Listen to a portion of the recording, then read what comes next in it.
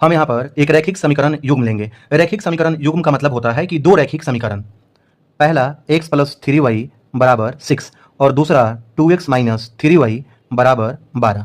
समीकरण हल करने का क्या मतलब है? जैसे इसमें जो चर है उसका हम मान निकालते हैं। इस समीकरण में चर क्या है? यहाँ पर x और y है। तो हमें क्या करना है कि इसमें x और y का मान निकालना है। तो ग्राफीय विधि में हम क्या करते हैं कि x और y का दो दो मान हम निकालेंगे। जैसे पीछे मैंने बताया था कि x और y के एक एक मान से क्या मिलेगा? एक बिंदु मिलेगा और फिर x और y के दूसरे मान से एक और बिंदु मिलेगा। मतलब कि x और y के दो दो मान से क्या होगा? दो बिंदु मिलेगा और उस दोनों बिंदु को अगर हम मिलाएंगे तो एक सरल रेखा प्राप्त होगा। वैसे ही क्या करेंगे हम कि दोनों समीकरण को हल करेंगे तो हमें दो सरल रेखा मिलेगा और उन दोनों सरल रेखाओं की प्रकृति क्या होगी उसके आधार पर हम x और y का मान निकालेंगे।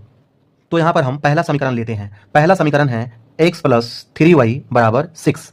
तो x बराबर क्या होगा? 6 और इधर प्लस 3y है, बराबर के उस तरफ ले जाएंगे तो माइनस 3y होगा। अब हम यहाँ पर y का कुछ मान लेंगे। जैसे हमने यहाँ पर y का मान हमने 2 ले लिया तो लिखेंगे यहाँ पर y बराबर 2 रखने पर आप यहाँ पर y का कुछ भी मान रख सकते हैं अपने अनुसार। तो y बराबर 2 रखने पर x का मान क्या होगा? x बराबर 6 माइनस 3 और y के जगह पर 2 रखेंगे तो बराबर क्या होगा? यहाँ पर 6 माइनस 3 दूनी 6 और 6 में से 6 माइनस करेंगे तो 0। मतलब कि हमने y बराबर 2 रखा तो x का मान क्या आ गया? यहाँ पर 0। अब यहाँ पर y का एक और मान रखेंगे।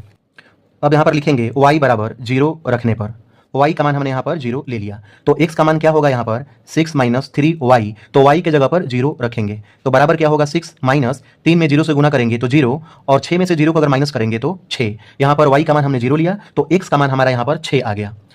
अब क्या करेंगे? एक बॉक्स बनाकर x और y का मान हम यहाँ पर लिख लेंगे।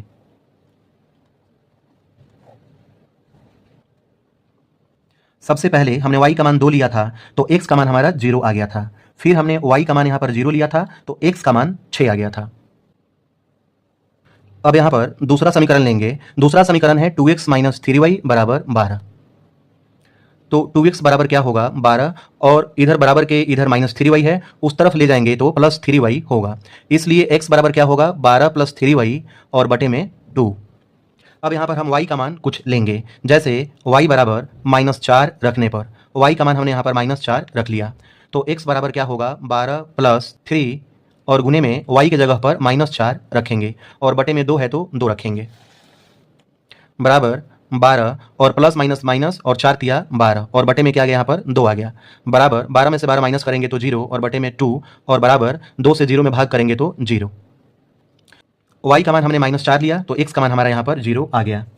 अब हम यहाँ पर y का एक और मान लेंगे। मान लिया हमने y बराबर -2 ले लिया तो लिखेंगे y बराबर -2 रखने पर x का मान क्या होगा? यहाँ पर तो x बराबर 12 और प्लस 3